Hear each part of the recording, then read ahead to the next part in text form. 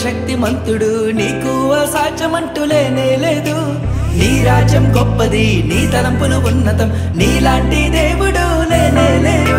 నీ కృప చేత నన్ను హత్తుకొని నా చేయి పట్టి నన్ను నడిపించావు. నీ ప్రేమ వాత్సల్యం నాపై చూపి ఎడబాయని కృపతో నన్ను హెచ్చించావు. నా యేసయ్యా నా సర్వోన్నతుడా, నా యేసయ్యా స్తుతులకు పాత్రుడా, నా యేసయ్యా నా సర్వోన్నతుడా, నా యేసయ్యా స్తుతులకు పాత్రుడా. నన్నానేనా నన్నానేనా నన్నానేనా నన్నానేనా నన్నానేనా నన్నానేనా.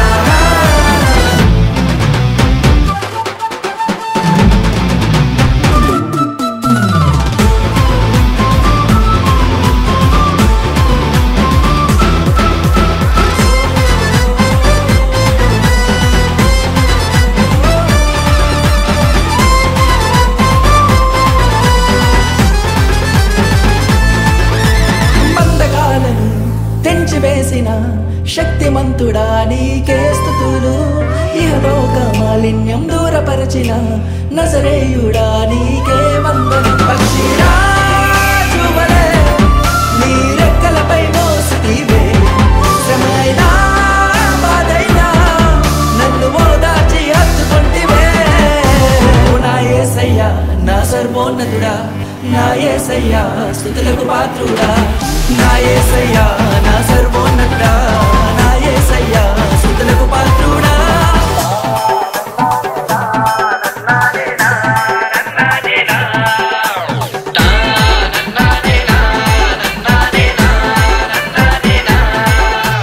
మహిమోన్నతుడు సర్వశక్తిమంతుడు నీకు అసాధ్యమంటూ లేనే లేదు. నీ రాజ్యం గొప్పది, నీ తలంపులు ఉన్నతం, నీలాంటి దేవుడు లేనే లేదు. నీ కృప చేత నన్ను హత్తుకొని నా చేయి పట్టి నన్ను నడిపించావు. నీ ప్రేమ వాత్సల్యం నాపై చూపి ఎడబాయని కృపతో నన్ను హెచ్చించావు.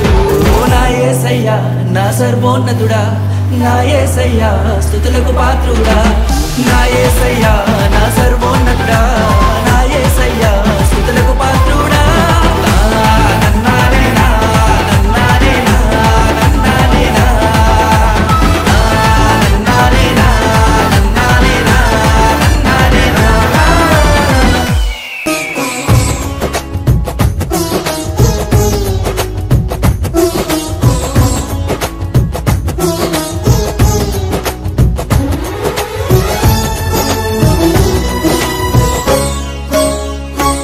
అతి పరిశుద్ధుడా స్తుతి నైవేద్యము నీకే అర్పించి కీర్తింతును. అతి పరిశుద్ధుడా స్తుతి నైవేద్యము నీకే అర్పించి కీర్తింతును. నీవు నా పక్షమై నన్ను దీవించగా, నీవు నా తోడువై నన్ను నడిపించగా, జీవింతును నీ కోసమే ఆశ్రయమైన నా యేసయ్యా. అతి పరిశుద్ధుడా స్తుతి నైవేద్యము నీకే అర్పించి కీర్తింతును. అతి పరిశుద్ధుడా స్తుతి నైవేద్యము నీకే అర్పించి కీర్తింతును.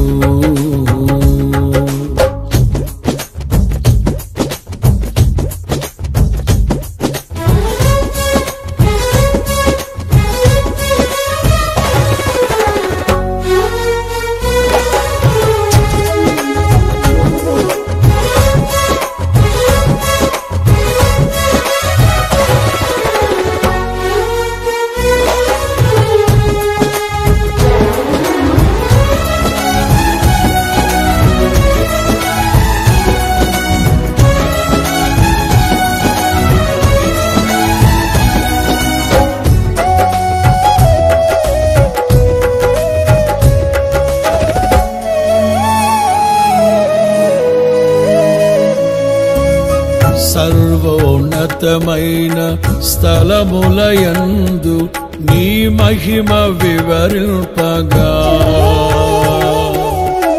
ఉన్నతమైన నీ సంకల్పము ఎన్నడు ఆశ్చర్యమే.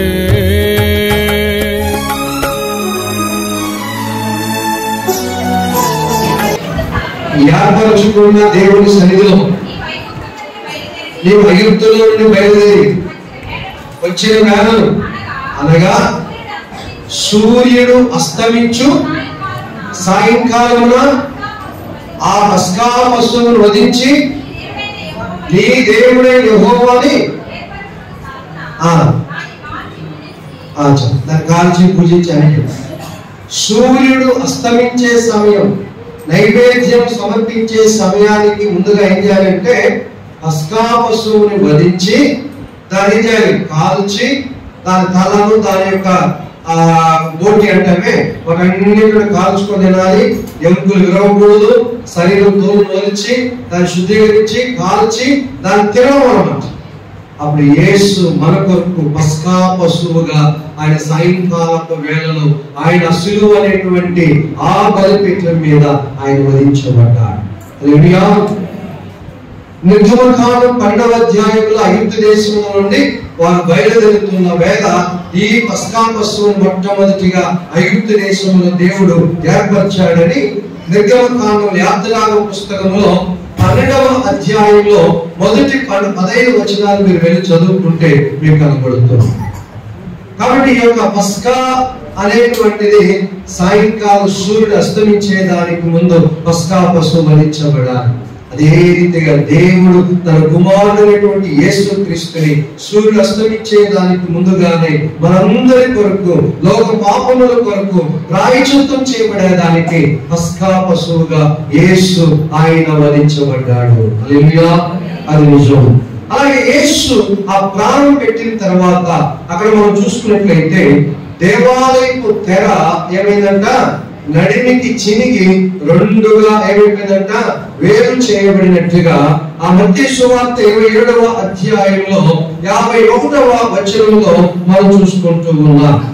అప్పుడు దేవాలయపు తెర పైనుండి క్రింది వరకు రెండుగా చినిగెను. పైనుండి క్రిందికి రెండుగా చినిగి ఆ తెర పెట్టినంత తొలగిపోయింది.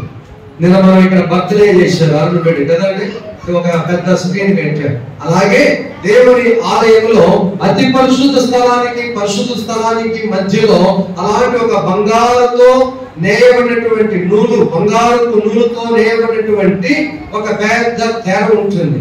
ఆ తెర పై నుండి కిందికి నడిమికి చినిగి అది తొలగిపోయింది. రెండు పక్కగా తొలగిపోవడం అనేటువంటి యేసు ఆయన చనిపోయేటప్పుడు జరిగినటువంటి కారణం. ఎందుకు ఈ తెర మరి చినిగిపోవాలి? ఈ తెర ఎందుకు రెండుగా చినిగిపోవాలి? అది మీరు వాక్యంలో మీరు చూసుకున్నట్లయితే నిర్గమకాండం 26వ అధ్యాయం 11-36 వచనాల్లో మోషే ద్వారా దేవుడు ఈ ప్రత్యక్షపు దేవాలయాన్ని కట్టేటప్పుడు ఆ తెరను మొట్టమొదటిగా అక్కడ ప్రారంభమైంది. దేవుడు ఆ తెరను అక్కడ ఏర్పాటు చేస్తూ ఉన్నారు. సొలొమోను మహారాజు దేవాలయం కట్టినప్పుడు ఆ దేవాలయం బ్రహ్మాండమైన దేవాలయం కట్టారు. కావాలంటే మధ్యలో పెద్ద తలుపులు పెట్టచ్చు. ఈ రోజు మీరు హిందూ దేవాలయానికి మీరు వెళ్తే, వెళ్ళడం చెప్పకుండా వెళ్తే చూస్తే మొక్కేదానికి కాదు, అక్కడ పంచామృతం తీసుకోవడానికి కాదు, మీరు కాదు. ఎందుకంటే మీరు గుళ్ళో చూసినట్లయితే దేవాలయాలు, హిందూ దేవాలయాల్లో అంటే రోడ్లో ఉండే చిన్న చిన్న దేవాలయాలు కాదు, పెద్ద పెద్ద దేవాలయాలు మీరు చూస్తే ఆ యొక్క గర్భగుడి అనేటువంటిది అతి పరిశుద్ధ స్థలం. దాని ముందర ఏముంటుందంటే ఒక తెర కట్టి పెట్టుంటారు, ఒక స్క్రీన్. ఆ స్క్రీన్ లోపల విగ్రహం అన్ని ఏర్పాట్లు కడిగి గిడిగి శుద్ధం చేసి మాలేసి గుడ్డలు కట్టి దాన్ని నగలు పెట్టి అన్ని తర్వాత ఏం చేస్తారు, ఆ తెరని తీసిన తర్వాత దర్శనం చేసుకోవాలి. అది తర్వాత వాళ్ళు ఏం చేస్తారు, తెరను తీస్తారు. ఈ ఆచారం ఎప్పుడు ఇచ్చాడు దేవుడు? 3500 సంవత్సరాలకు ముందుగానే ఇశ్రాయేలు ప్రజలకి దేవుడు ప్రత్యక్ష గుడారం ఏర్పాటు చేసినప్పుడు దేవుడు ఏర్పాటు చేశాడు. ఇది దేనికి సాదృశ్యంగా? అతి పరిశుద్ధ స్థలానికి ఎవరైనా వెళ్ళాలంటే అది 2 దినవృత్తాంతాల గ్రంథం 3వ అధ్యాయం 14 వచ్చిన సొలొమోను కూడా అలాగే పెద్ద తెర ఒకటి తయారు చేశాడు. అది యెరూషలేము దేవాలయం పాడయ్యేంత వరకు, యెరూషలేము దేవాలయం కూల్చేంత వరకు, తగలబెట్టేంత వరకు కూడా ఆ తెర ఉంది. రెండవ తెర మళ్ళీ కట్టారు. అది తిరిగి యేసు ప్రభు తర్వాత కూలిపోయినట్టు కాలేదు. ఆ తెరే యేసు ప్రభు దినాల్లో రెండుగా చినిగిపోయింది. సొలొమోను తర్వాత కట్టిన దేవాలయం తెర నెబుకద్నెజరు దినాల్లో కాల్చివేయబడింది. ఆ తర్వాత 70 ఏళ్ల తర్వాత తిరిగి నిర్మించబడినటువంటి దేవాలయం తెర దాదాపు ఒక 500 సంవత్సరాల తర్వాత యేసుక్రీస్తు చనిపోయేటప్పుడు ఆ తెర రెండుగా చినిగిపోయిందని వాక్యం సెలవిస్తుంది. ఎందుకు చినిగిపోవడం? హెబ్రీ పత్రిక 9వ అధ్యాయం 19 నుంచి 26 వరకు చూసుకుంటే, హెబ్రీ 9వ అధికారத்திலே 19 నుండి 26 వరకు మీరు చూసి రాసుకోండి. ఇంటికి వెళ్ళి టైంలో నేను మొత్తం చెప్తే మళ్ళీ పాస్టర్ బోరు పెట్టాడు, శుద్ధి కొట్టాడు అనుకోవు. అదేంటంటే ఆ తెర చినిగిపోవడానికి కారణం ఏంటంటే ప్రధాన యాజకుడుగా యేసు మన కొరకు ఆయనే ఉన్నాడు. ఇశ్రాయేలు ప్రజల కొరకు ఒక యాజకుడు ఆ యొక్క ప్రజల కొరకు రక్తం తీసుకొని, తనది కాని రక్తం, ఎవరి రక్తం?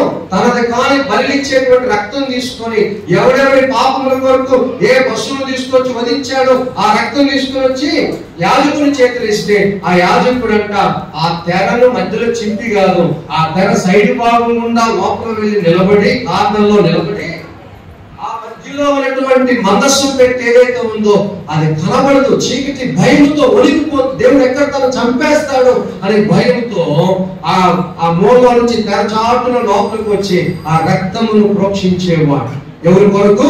ఆ యొక్క దాను గోత్రం మొదలుకొని యూదా గోత్రం వరకు 12 గోత్రాల్లో ఉన్న ప్రజలు ఎవరైతే వారి పాపాల కొరకు రక్తం తీసుకొని వస్తున్నారో ఆ రక్తం వారి కొరకు ప్రోక్షింపజేసి వేడుకునేవాడు యాజకుడు.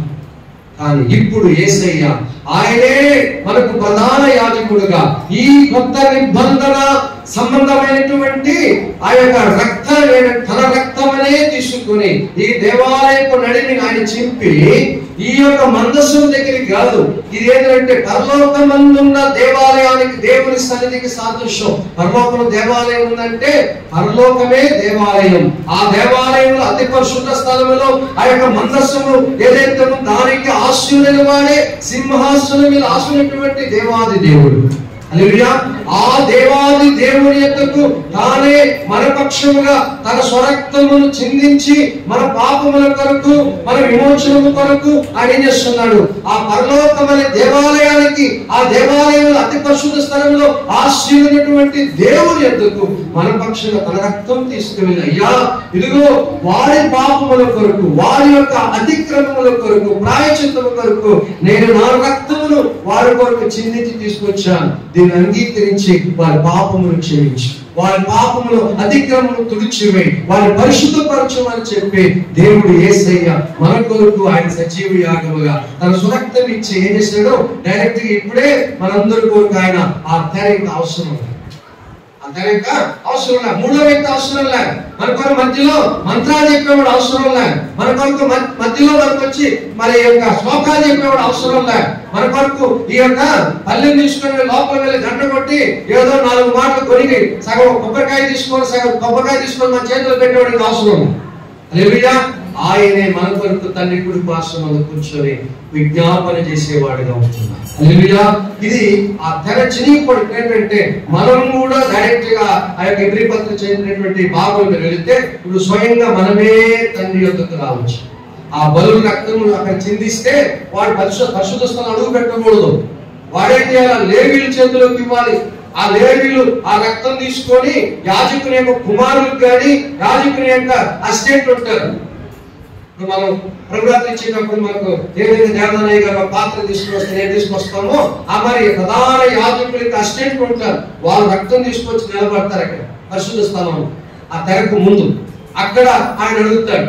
ఇప్పుడు ఏ విధంగా అయితే ఇవన్నీ ఏంటంటే ఆ ఆచారమే ఈ రోజు హిందువుల ఆచారం. ఏంటది? ఈ రోజు హిందువుల గుడికి వెళ్ళినట్లయితే అక్కడికి మనం అందరూ పట్టుకుని వెళ్తాం. బంగారం పుట్ట, వెండిది కానీ, స్టీల్ కానీ, లేకపోతే వెదురు పుట్ట కానీ పట్టుకెళ్తారు. అరటిపండు, దాంట్లో ఏం చేసి కర్పూరం, దాంట్లో 2 ఊదుబత్తులు, 2 ఏం చేసి వెంకాయ, పువ్వులు తీసుకెళ్తారా? తీసుకెళ్ళి ఆడిస్తారు. ఎవరికి అర్చన చేయాలి చెప్పండి, ఫలానాకి అర్చన చేయాలా, గోత్రం ఏంటి, నీ కులం ఏమిటి, నీది ఏంటి, ఎందుకు అడుగుతారు లేదా? అడిగి వాడు చేస్తాడు. వాడి నోట్లో ఏం చెప్తాం మనకు తెలియదు. లోపల తీసుకెళ్తాడు, ఆ పూలాడు పెడతాడు, ఆ వద్దు అగరబత్తి తిరిగి దీన్ని పెడతాడు, ఒక అచ్చిపొడి తీసుకుని పెట్టుకుంటాడు, ఒక అచ్చిపొడి దీన్ని పెడతాడు, కొబ్బరికాయ గోలు పడతాడు, అరసిప్పు మా బ్యాగ్ వేసుకుంటూ అరసిప్పు మన దంచులో పెడతాడు, ఆ నుంచి వీపులు తీసుకుని వస్తాడు, తీసుకొచ్చి మన చేతులు పెట్టాడు, పోతాడు, ఇస్తాడు పోవాలి. అవునా? అలాంటి గోత్రం వాడు వచ్చాడు, పలానా కులం వాడు వచ్చాడు, పలానా కొడుకు వాళ్ళ కొడుకు వాడు మేనేజ్ చేయాలి, వాడు సావాలి, బతకాలి, గెక్కాలి, మొత్తం వాడు చేసి వస్తాడు.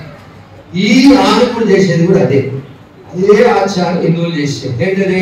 పలానా గాలి గోత్రం నుంచి వచ్చాడు, పలానా గాలి గోత్రంలో పలానా సంశోధన వచ్చాడు, ఆ సంశోధన వాడు పాపం చేశాడు, వాడు పాపం నివర్తి కొరకు అయ్యా ఈ బలి కోసం వాడు వదిలించి రక్తం తీసుకొచ్చాడు, వాడి కుటుంబాన్ని ఏం చేయి అంగీకరి